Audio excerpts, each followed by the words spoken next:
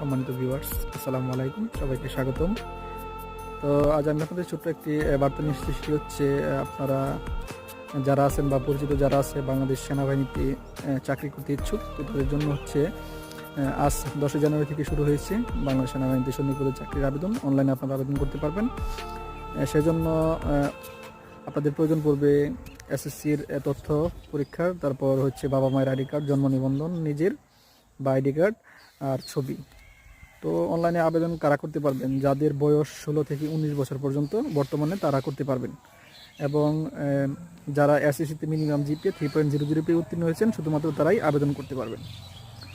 তো সকলের জন্য শুভকামনা রইল। যারা অনলাইনে আবেদন করতে চান সৈনিক পদের জন্য আবেদন করতে পারেন। তবে অবশ্যই আপনারা এখানে আপনাদের সঠিকভাবে সকল তথ্য ফিল আপ করবেন। তো সকলে ভালো থাকবেন। আর বিস্তারিত ভিডিও আমার চ্যানেলে দেওয়া আছে, আপনারা দেখে নিতে পারেন। ধন্যবাদ সবাইকে।